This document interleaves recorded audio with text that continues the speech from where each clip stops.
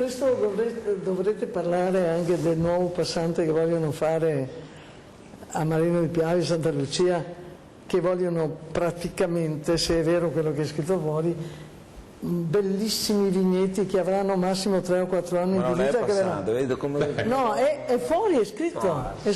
Presto dovrete fare una trasmissione, ma convoco È l'apertura di un casello autostradale che risolve il problema di 14 centri di comuni dove la gente non attraversa neanche più con la carrozzina.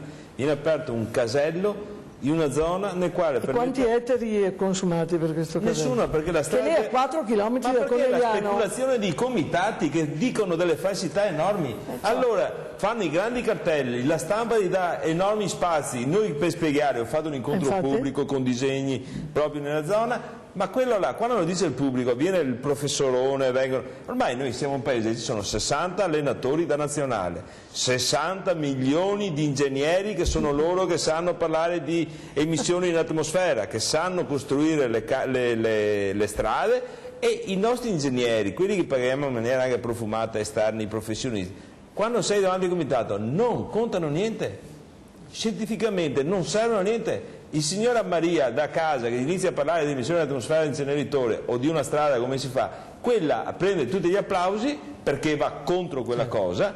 Il professore che viene il maggiore esperto a livello mondiale, quello che ride Dio. Cioè, questa è la situazione. Adesso mi preoccupa questo qua, perché significa che la Rina Biz è stata informata da qualcuno. Certo. Noi facciamo una tutti strada, che ne parlano, io ho la voce del popolo. Allarghiamo una strada che esiste già, viene allargata per permettere l'uscita di un casello autostradale affinché ci sia più gente che va in autostrada, liberiamo i centri abitati dove la gente non vive più di Orsago, di Cordignano, di Vazzola, di Marino, di Santa Lucia e tutti i comuni di Cimadolmo, tutti i comuni d'area.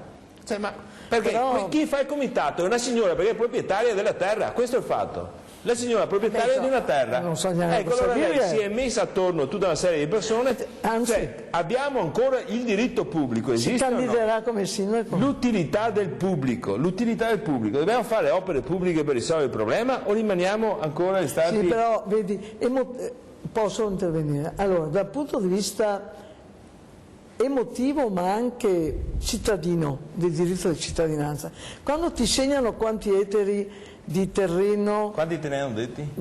È scritto, bisogna che mi fermessi con la macchina, ma ogni mattina trovo per l'autostrada un cartello. Che bello che ogni tanto abbia questa voglia di dirlo in Veneto.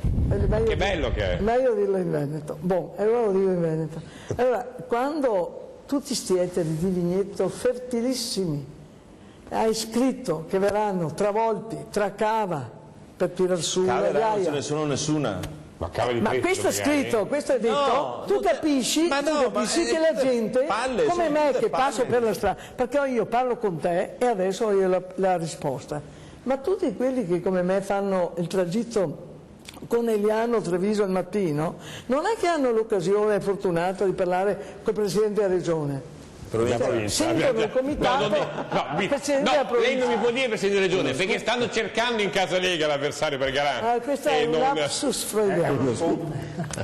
Ma voi non ritenete che è il caso anche di fare un'educazione per quanto riguarda il bene terra come un bene del creato che dobbiamo anche conservare e rispettare, per cui si esige anche una diversa programmazione e delle strade e degli habitat, delle abitazioni, perché noi abbiamo una situazione nel Veneto di uno sparpagliamento così generalizzato che rende impossibile poi la vita pubblica, la vita di tutti noi, non ci possiamo spostare, per esempio ci blocchiamo perché dovunque comunque ci sarà un limite di 30 all'ora, di 50 all'ora perché c'è un grumo di case qua, un grumo di case di là, invece per di più disperse le diverse fabbriche eccetera. Non abbiamo forse esagerato nella logica del campanile? Ecco la mia domanda. Questa logica... Il campanile è che uomo di chiesa, lo dico proprio per questo. La prego, no, non me lo può dire. Però... Non me lo può fare, non me lo può... No.